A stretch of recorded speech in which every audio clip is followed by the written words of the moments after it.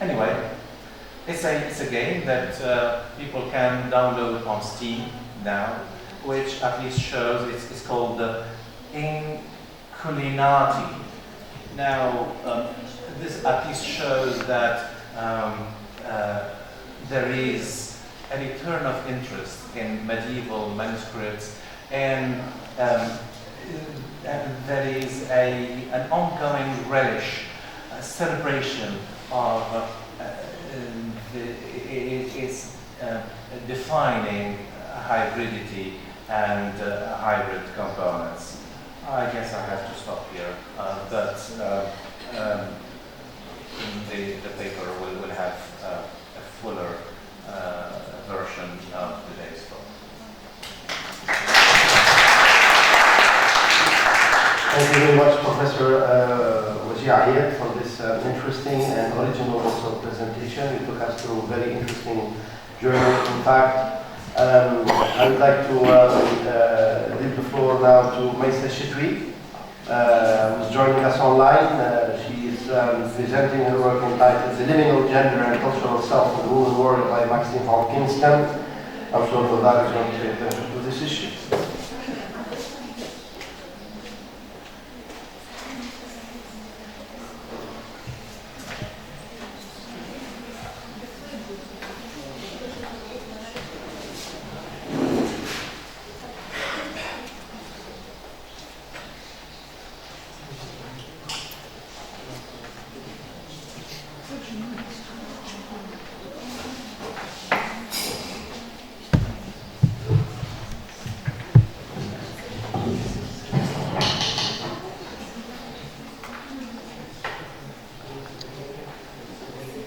Maissa, are you there?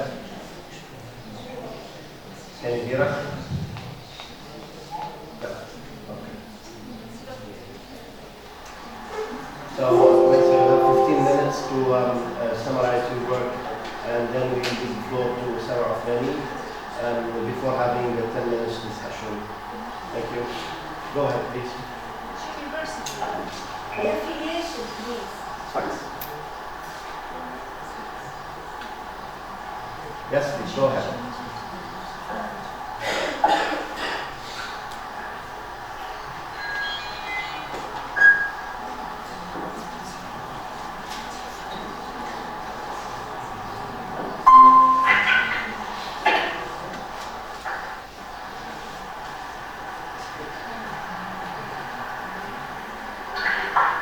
So good afternoon, everyone. I'm Maissa Chetoui, a PhD student at the Faculty of Humanities of Arts and Arts of Schools.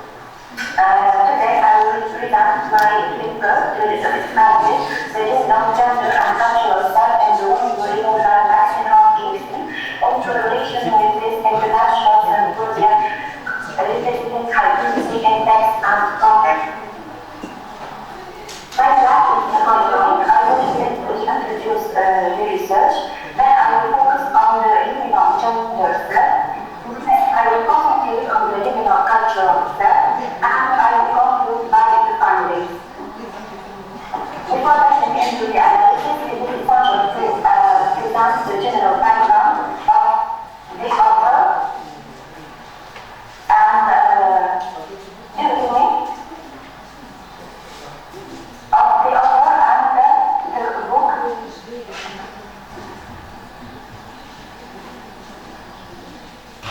Do you hear me? Yes, we hear you. Yes, we can hear you. Yes, we can hear you. Go ahead, please. The floor is yours for 12 remaining minutes. Okay, so who is Maxine von Kingston? So Kingston is a second-generation Chinese-American writer who was born on October 27, 1940 in Stockton, California. She is a prominent Chinese-American writer who contributes significantly in the Asian American literature. She is well known after her publication of her first autobiography, The Woman Warrior, which is the book under examination. It displays the normative patriarchal portrayal of Chinese American women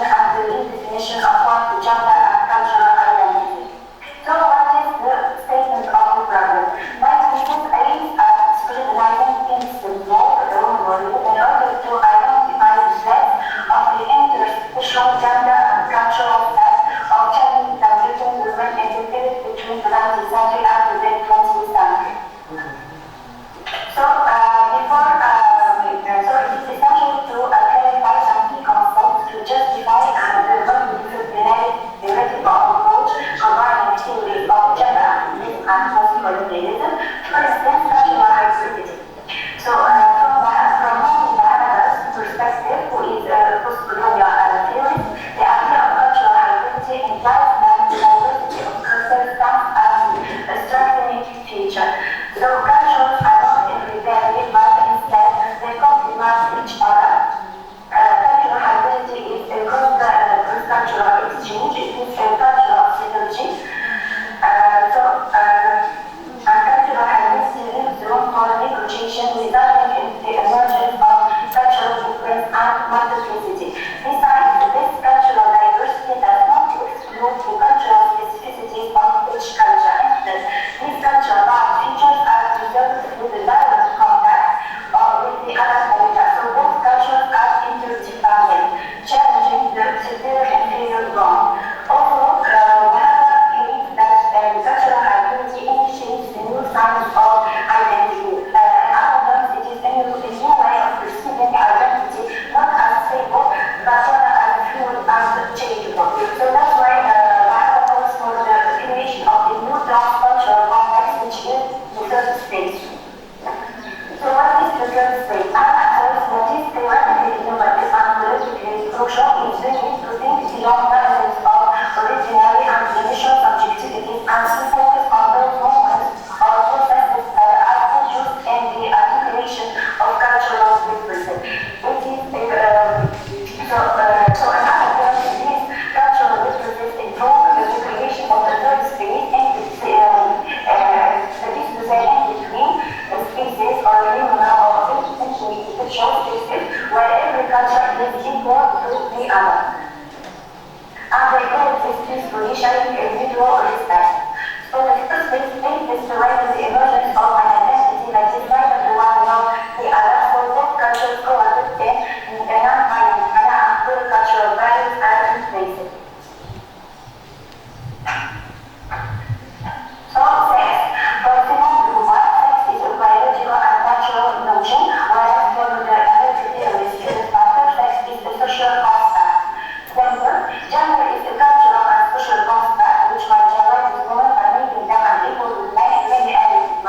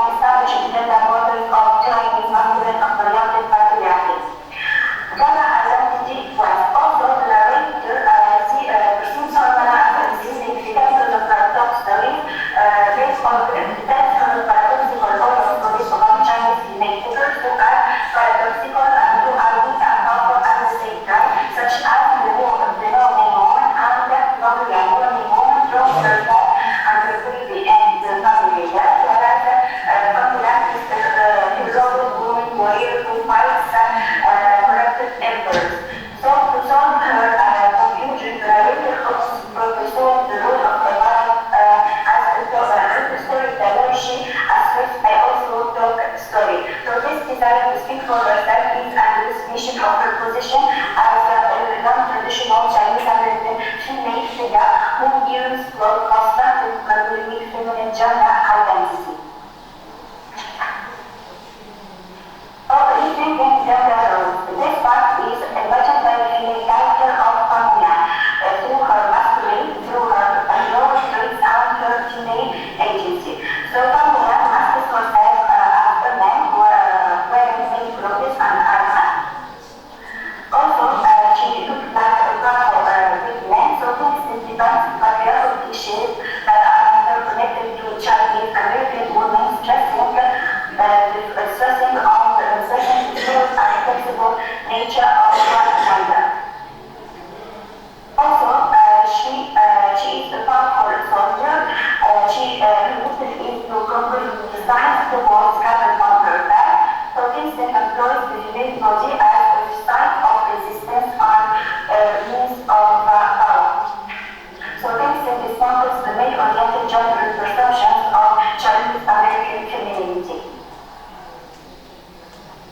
Her female agency. Also, she performs currently assumed male roles. Also, she asserts that she is male character. So, Kingston stresses the importance of female agency as a tool to debate patriarchal Chinese American gender lines. So, the union cultural style. Kingston not only creates and masters the visual gender style of her characters, which is the first part, she establishes the union cultural subjectivity. This part is divided into enacted culture through language and cultural identity quest. Enacted culture through language contributes to the foundation of cultural identity, which is hybrid combating two different cultures. Science, which is a female character in the novel, science artistic talent is a prototype of her interstitial identity. Science is the last story told in the final pages of the narrative. She is a Chinese poetess who was arrested by the barbarian and married to their captain. She lives in England for 20 years, far away from her Chinese family. So to reminiscence about her Chinese heritage and to define the hegemony of the barbarian culture, she songs her famous song creating stances for a barbarian right, and she reshapes her experiences of aggregation and converts it into a source of power and innovation. So by this way, she succeeds in constructing a piece of art which does not cultural conflicts, but departing from her own adventure of displacement. However, the song Science matches the fruits of the barbarians. Science sang about China and her family there. Her work seems to be Chinese, but the barbarians understood their purpose and anger. So Kingston argues that it is possible for a person to live in accordance with other different cultures, such as the case of Diane, who resides in both cultures, Chinese and the American one, and who lives with the male barbarians. This coexistence operates productively by accepting each other. The cultural identity quest is another feature that intervenes in the construction of a linear cultural style in the role model. The narrator struggles to construct her own cultural subjectivity. She is established between two different cultures and China. These two countries possess two distinct cultural values. The Chinese culture valorizes the discourses of the community, whereas the American setting foregrounds the self-hood. So she is confused whether she should be faithful to her Chinese roots or to accommodate in the American culture. So the narrator creates her own world in which she reconciles her contradictory questions and Kingston views cultural diversity as a source of enrichment instead of reduction, supporting Connie Baha's notion of cultural hybridity. She stresses the process of acculturation, that is to say, the mutual respect and exchange between Chinese and American culture, producing a new space which is the third space. This space is dynamic as it comprises both cultures and their unfixed features. So, finally, Kingston's text, Role Warrior,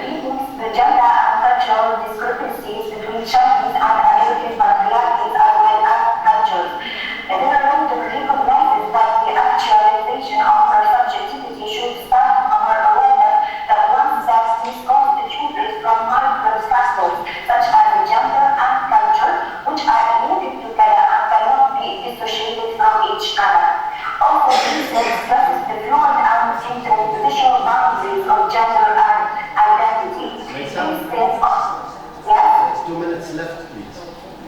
Okay, so Kingston also advocates for a cross-cultural communal identity, which is grounded on cultural interdependence and mutual interchange between Chinese and American cultures. So Kingston remodels the development definitions of agendas listing the versatile aspects in order to solve the cultural and gender incongruities and to form an interstitial data and cultural fact occupying the third space. So the woman warrior is a sign that encompasses the whole differences, which are in particular the cultural and the gender disparities between China and America. So here is a list of my work cited. And thank you for your attention, and this is the floor for your questions. Thank you.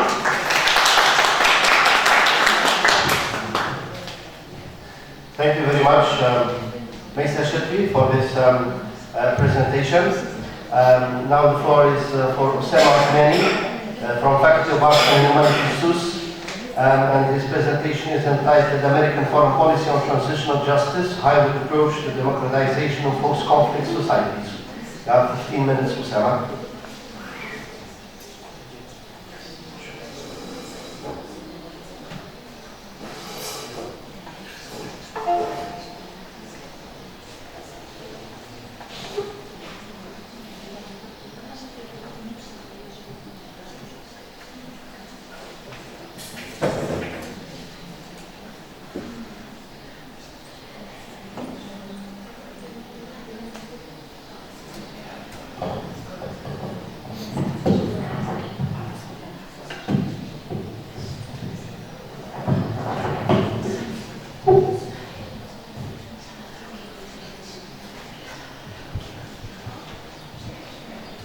Okay, hi everyone, and thank you for being here. I realize this is the end of the day and most of you are probably tired, and so I'll try to keep this as short as possible. And I would also like to extend my gratitude to the organizing committee and to Dr. Meliti for this opportunity and for the excellent organization. My presentation today is going to deal with American foreign policy on transitional justice, a hybrid approach to democratization in post-conflict societies. It's going to be divided into the following sections. I'll start with an introduction, moving on to objectives, then some preliminary considerations, transitional justice in theory, definition and mechanisms, and then we'll deal with the US ICC, which is the International Criminal Court, and relationship, then the hybridity in the US Transitional Justice Policy Paper Series, US preference for retributive measures, and finally a conclusion. Now, as an introduction, in the aftermath of the Second World War, the US portrayed significant interest and involvement in transitional justice measures in different countries and throughout different periods of time.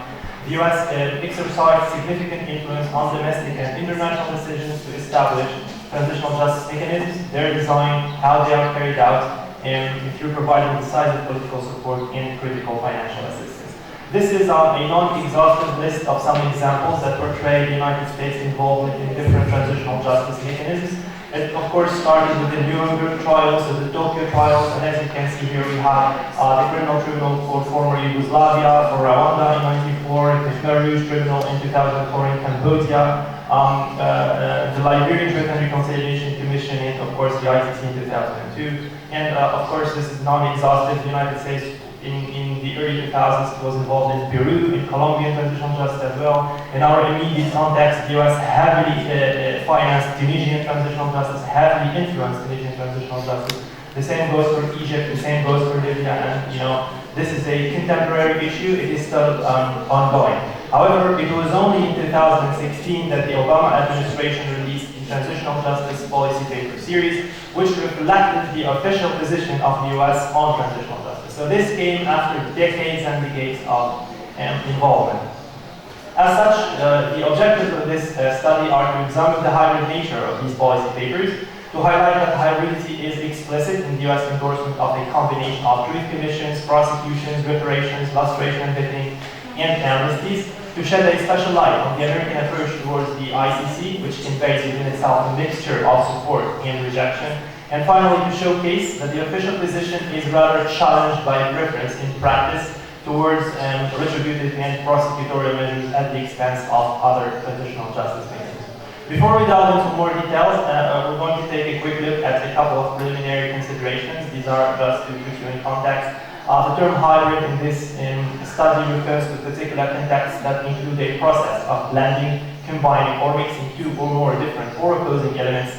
The online etymology dictionary asserts that the term hybrid may refer to anything a product of two heterogeneous things, but we're also going to refer to the European Consortium for Political Research, the ECPR, and its definition of hybridity. ECPR maintains that the concept of hybridity is used to describe political phenomena which seem to be combinations of two or more opposing ideal types.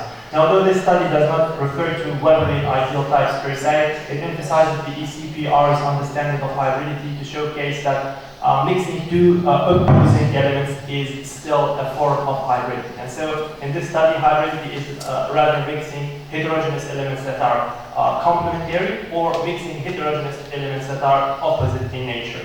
Hybridity will be examined in terms of the ambiguity governing the US-ICC relationship as a consequence of a mixed approach that combines opposing elements, support and rejection, which happen rather simultaneously. It will also refer to the multidimensional nature of transitional justice, which is reflected significantly in the official transitional justice policy paper series.